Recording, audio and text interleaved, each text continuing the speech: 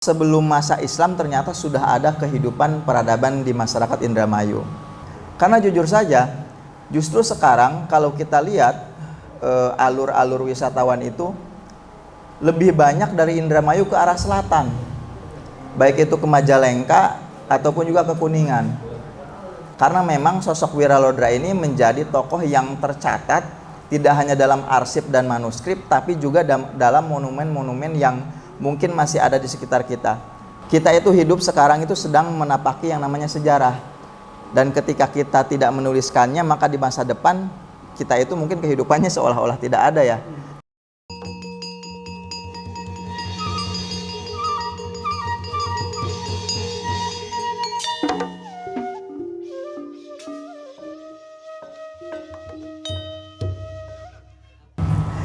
Ini suatu kehormatan bisa duduk bersama dengan Bapak Ibu di sini, karena saya lihat di sini ada banyak sekali senior-senior saya dan juga tokoh masyarakat, pejabat dinas, dan juga hadirin yang sangat berbahagia. Kenapa ini menjadi menarik? Karena sebetulnya kajian sejarah di Indramayu ini sudah mulai mengemuka ya, di tengah berbagai macam hambatan dan kendala. Namun alhamdulillah sekarang sudah mulai muncul berbagai macam data dan fakta yang akhirnya bisa turut memperkaya dari kajian sejarah yang ada di Indramayu. Oleh karena itu di sini juga saya mungkin tidak banyak berbicara tentang aspek filologis ya, karena tadi sudah dijelaskan dengan sangat komprehensif oleh Ibu Dr. Rohalia. Dan di sini saya akan berbicara tentang potensi kesejarahan yang ada di Kabupaten Indramayu. Baik Bapak Ibu yang berbahagia, pertama-tama mungkin saya akan masuk ke sini dulu ya, most visited destination in the world gitu.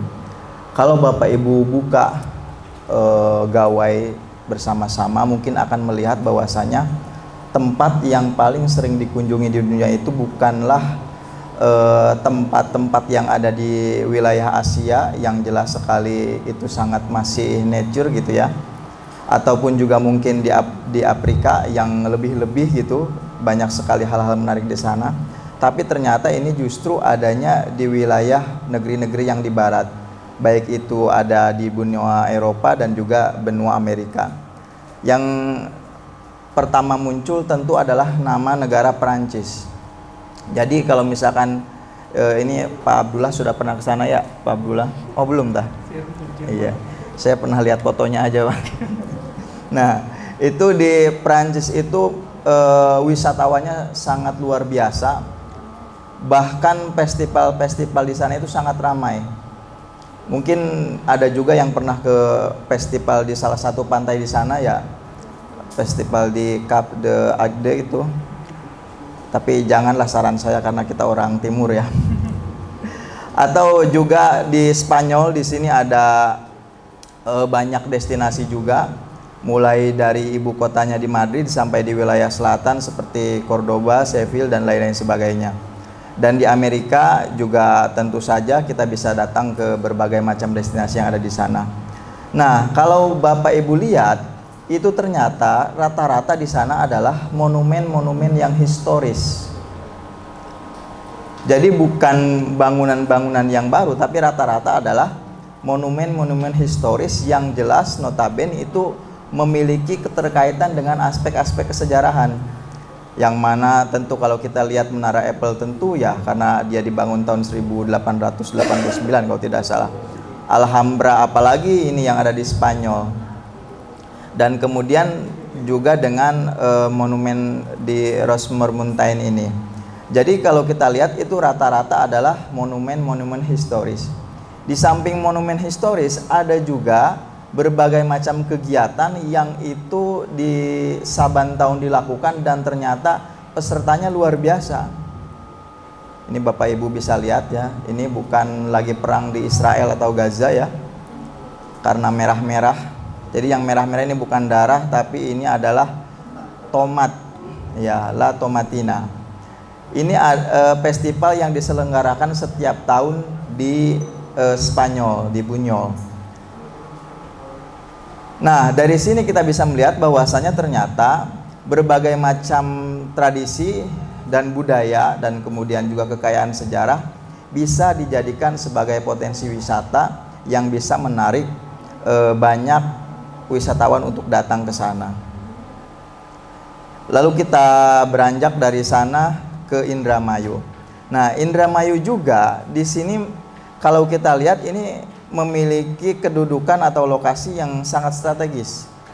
Karena dia dari laut bisa, dari Cipali bisa, dari bandara juga bisa. Beda dengan daerah saya misalkan di The Kuningen, yaitu di wilayah ya mungkin Bapak Ibu pernah dengar, itu nggak ada laut di sana. Kalau paling banter itu kita mau lihat yang namanya air-airan itu di Waduk Dharma. Itu pun juga diakui oleh orang-orang Indramayu. Karena katanya Waduk Dharma itu dari Dharma Ayu. Ya, itulah cocokologi sains katanya.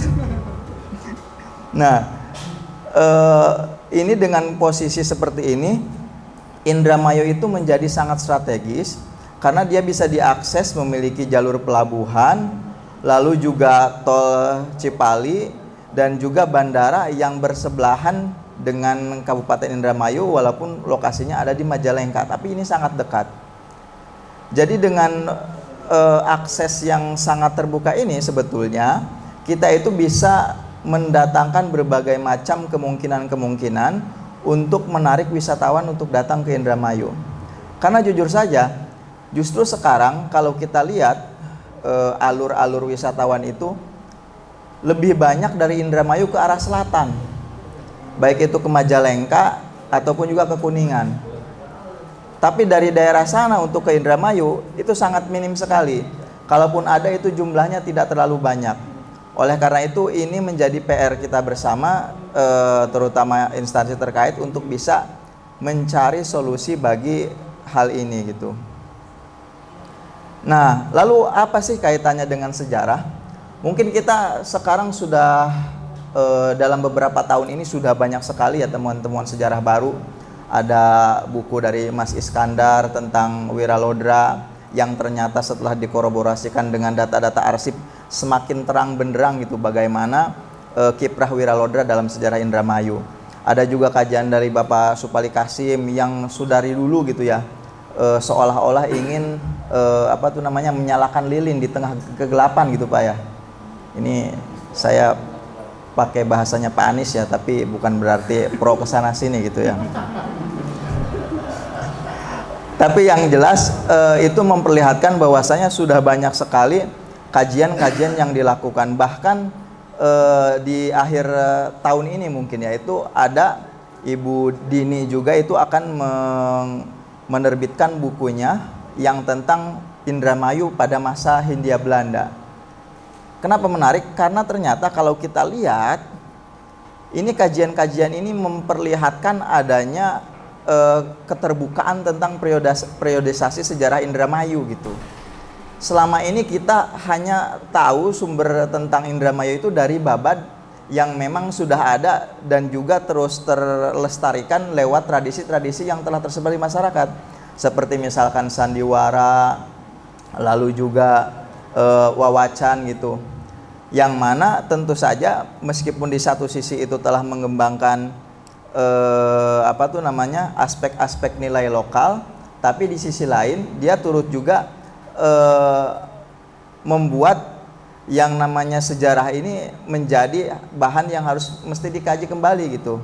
Karena apa? Karena ternyata Indramayu itu bukan hanya tentang sosok Wiralodra, tapi ada banyak tokoh juga yang berkarya di dalamnya, yang mungkin bisa kita lihat, tapi meskipun memang susah ya untuk mencari ketokohan selain Wiralodra di Indramayu. Karena memang sosok Wiralodra ini menjadi tokoh yang tercatat tidak hanya dalam arsip dan manuskrip, tapi juga dalam monumen-monumen yang mungkin masih ada di sekitar kita. Berbeda dengan misalkan pada masa praaksara gitu. Di Indramayu memang ditemukan stegodon di wilayah Cikawung. Tapi kita tidak tahu itu stegodon itu siapa yang berburunya, siapa yang numbaknya gitu ya. Siapa yang manahnya, karena memang tidak ada bukti tertulis atau bukti kuat lain yang menentukan tentang version yang turut andil dalam hal itu gitu. Tapi ini menjelaskan bahwasanya telah ada kehidupan purba atau sebelum adanya tulisan di kawasan tersebut. Lalu pada masa Hindu-Buddha ini juga ada ditemukan struktur-struktur bata di beberapa tempat. Kebetulan tahun 2022 saya ikut menggali ya. Makanya Bapak Ibu meskipun saya keturunan Korea ya, ini kulitnya agak tidak terlalu hitam ya, tidak terlalu putih. Karena memang seringkali berkelana ke lapisan-lapisan bata gitu. Ini waktu di Sambimaya saya ikut menggali juga di Dingkel itu sama almarhum juga. Ini saya kalau Indramaya itu inget Kitarka gitu ya, kolega sekaligus guru saya itu. Ini kami dulu ikut sama-sama di Sambimaya dan menemukan adanya struktur bata yang diduga candi. Ternyata meskipun dia ada struktur bata atau bangunan, itu tidak ada aspek ritusnya, sehingga itu adalah struktur propan atau struktur yang mungkin bisa dikatakan sebagai entah gudang atau mungkin perumahan. Yang jelas itu bukan tempat untuk ritual keagamaan tertentu. Tapi ini memperlihatkan bahwasanya sebelum masa Islam ternyata sudah ada kehidupan peradaban di masyarakat Indramayu. Bahkan kalau misalkan kita buka naskah Wangsakerta gitu ya, ini meskipun masih kontroversial ya, karena di kalangan filolog sendiri ini masih banyak yang menyaksikan naskah Wangsakerta. Itu diceritakan bahwasanya di Cimanuk itu sudah ada peradaban Cimanuk dengan nama kerajaannya Manukrawa. Mungkin menginspirasi lagu itu Pak ya. Ya, saya juga nggak tahu ini. Tapi yang jelas itu hanya itu di situ gitu sumbernya. Tidak ada sumber pembanding lain, makanya masih dipertanyakan oleh beberapa pihak gitu. Lalu di masa Islamnya ini banyak sekali gitu ya masa Islam, karena ketika Cirebon kemudian turut mengislamisasi daerah sini dan kemudian turut mewarnai sejarah di sini, itu meninggalkan nisan-nisan yang sekarang tersebar di tengah masyarakat kita. Baik itu di makam Wiraloda sendiri yang jelas adalah masa Islam, ada makam Selawe ya, yang itu juga periodisasinya di atas itu. Dan bahkan kalau kita buka babat juga gitu Pak ya, ini ada cerita leluhur saya gitu. Yang kelem tuh apa ya bahasa Indonesianya ya? Iya, kalau kata orang Betawi kanyut katanya, tenggelam gitu. Jadi orang di masa Islamisasi itu Indramayu itu dikirimkan tentara dari Cirebon itu dari Kuningan. Cuman Pangeran Kuningan ini mungkin di sananya nggak ada game ya di wilayah Ciremainya tuh, sehingga ketika dia melihat Kijang itu malah dikejar-kejar, lupa sama tugasnya. Akhirnya tenggelam sampai ke Pulau Biawak gitu. Tapi alhamdulillahnya sebagai keturunannya saya bisa menaklukkan Indramayu. Karena istri saya orang Indramayu sekarang.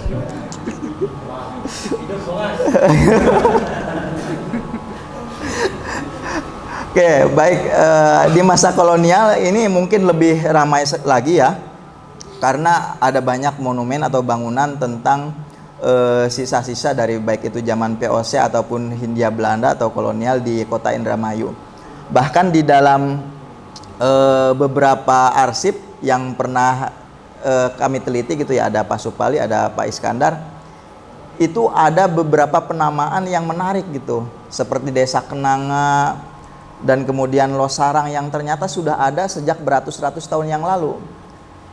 Jadi kalau di tahun 1600-an itu sudah ada di arsipnya, sedangkan kalau kita datang ke desanya itu sejarahnya seolah-olah hilang. Karena memang tidak terdokumentasikan dengan baik gitu. Dan itu tidak hanya terjadi di sini saja, tapi di berbagai macam daerah.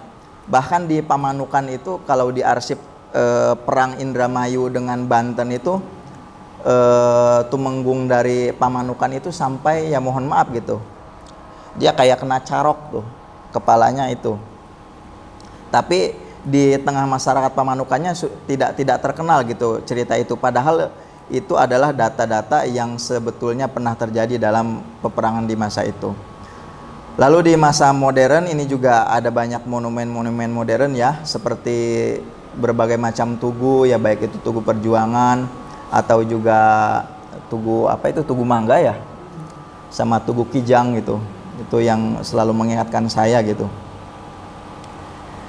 Nah, di samping tadi periodisasinya, ternyata sejarah ini juga memiliki kajian potensi kajiannya, karena menjadi lahan bagi berbagai macam ilmu pengetahuan, baik itu arkeologi, manuskrip, dan juga arsip. Nah, di antara ketiga ilmu utama dalam mengkaji sejarah ini yang masih minim itu tentang arsip. Masih jarang yang menggeluti tentang arsip. Yang saya ketahui gitu ya, itu di samping Mas Iskandar itu cuman siapa Pak Iskandar yang kakaknya itu Pak Mustaqim ya. Oh, bukan kakak itu ya. Oh. Itu kayak Mas Dewo ya.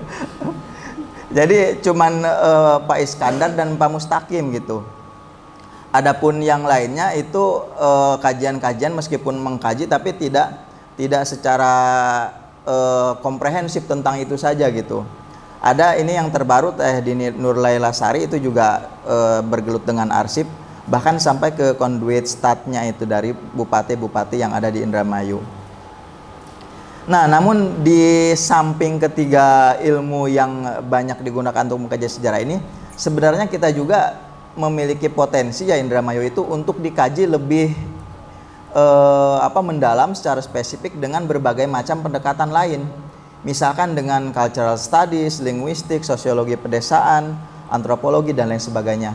Karena ada berbagai macam hal yang menarik di sini.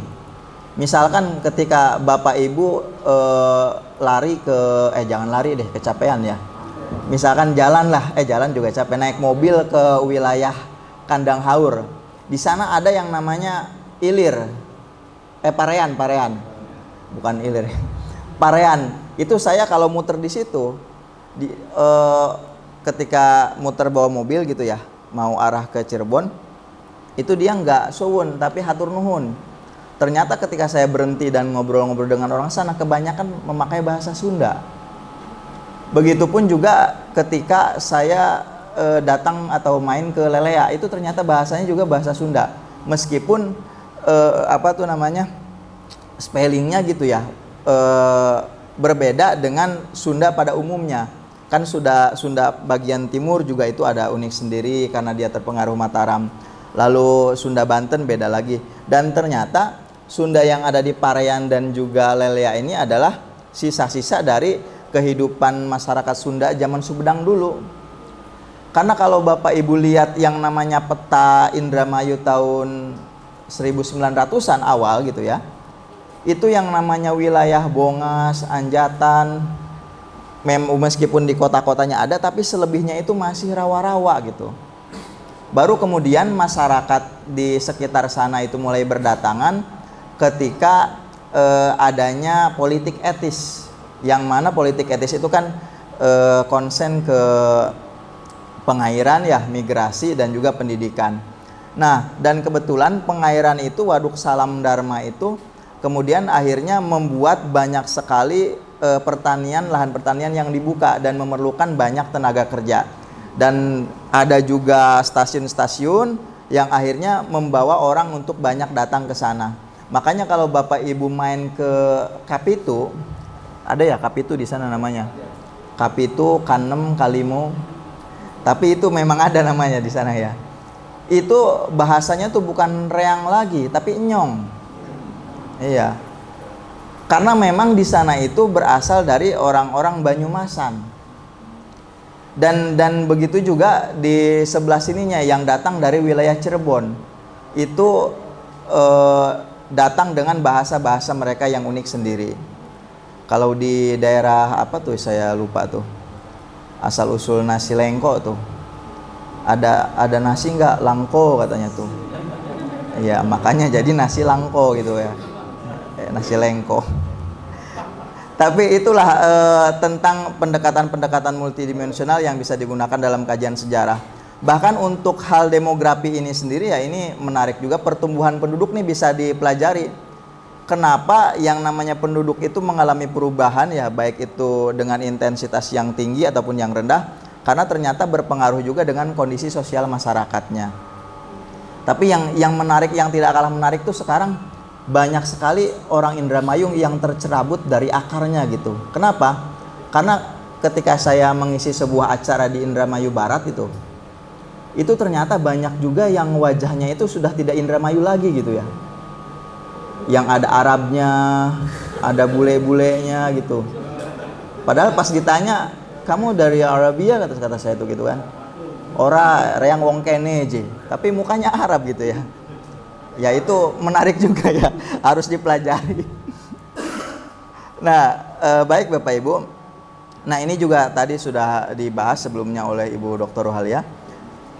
Jadi dengan pengembangan objek kebudayaan ini ada beberapa hal seperti tradisi lisan, manuskrip, adat istiadat, ritus, pengetahuan tradisional, dan lain-lain.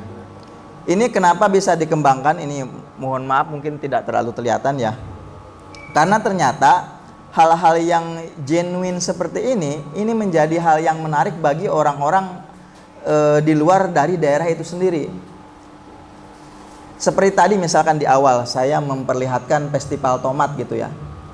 Itu bagi petani tomat itu seperti penghinaan kan? Ya Allah wis angel-angel gawe gitu ya. Terusnya itu pupuk nanam dan akhirnya ketika tomatnya sudah jadi malah dilempar-lempar. Tapi ternyata itu menjadi salah satu khasanah budaya mereka yang menarik banyak orang untuk datang ke sana. Bahkan tidak hanya orang Spanyol. Ada yang justru sengaja datang dari luar negeri untuk datang ke sana untuk mengikuti festival tersebut gitu. Nah, sayangnya di kita itu belum banyak yang seperti itu. Dulu tahun 2010 kalau tidak salah, sayanya masih sangat muda waktu itu. Sampai sekarang juga masih muda ya. Itu saya ikut festival topeng Nusantara, datang jauh dari Jakarta gitu, ke Cirebon. Tapi sayangnya festival itu tidak rutin dilakukan, hanya satu kali saja. Bahkan kini setelah Pak Imamnya almarhum, Pak Taufik Imamnya itu almarhum ya sudah nggak tahu ya seperti apa. Jadi di kita itu ada kalanya terjadi festival-festival gitu ya diadakan, cuman tidak continue sehingga tidak menjadi sebuah kegiatan yang diketahui banyak orang. Kalau La Tomatina kan sudah ada acaranya, websitenya ada, informasinya ada, bahkan rute-rute untuk menuju ke sana juga disampaikan gitu. Dan kita itu kalahnya di seperti itu. Nah, di Indramayu ini dengan objek-objek kebudayaan ini bisa dikembangkan lagi. Karena memang sekarang itu terjadi perubahan paradigma dalam wisata. Kalau dulu itu ada 3S-nya itu sunsensi, yaitu wisata itu yang berhubungan dengan matahari, pasir, dan laut aja gitu. Jadi wisata itu cuman sekitar ke pantai, berjemur, dan lain-lain. Tapi sekarang di era yang lebih modern itu 3S-nya itu berubah menjadi serenity, spirituality, sama sustainability. Bapak Ibu tahu nggak?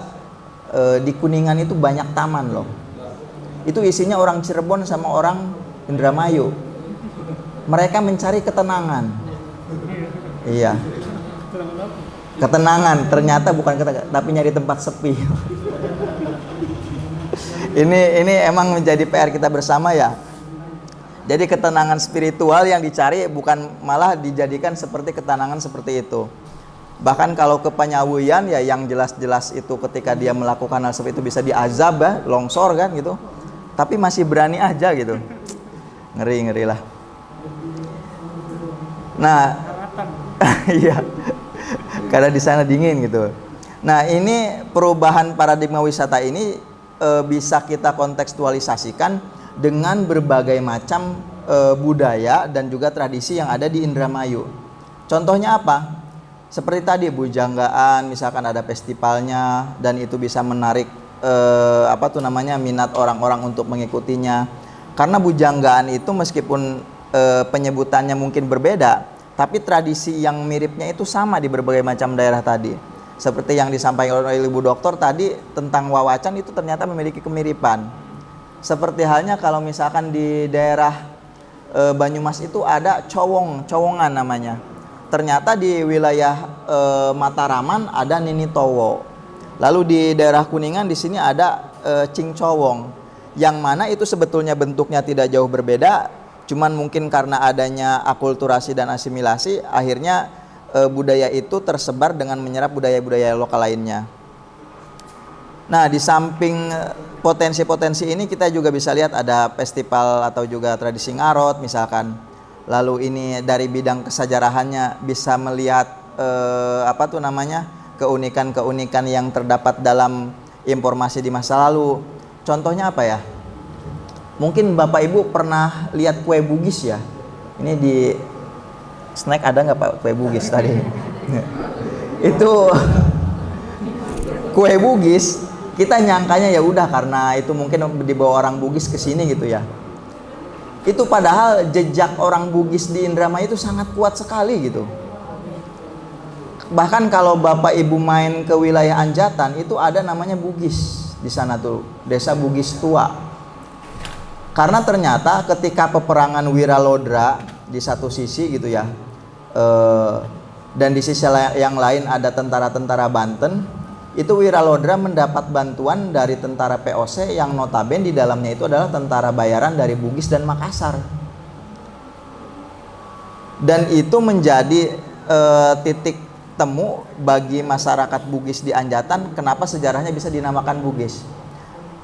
Namun mungkin setelah sekian tahun gitu ya, masyarakat di sana lebih banyak pendatang yang akhirnya memakai budaya yang lainnya, sampai akhirnya orang-orang Bugis di sana itu semakin terkikis dan bahkan jejaknya hilang sama sekali kecuali nama daerahnya.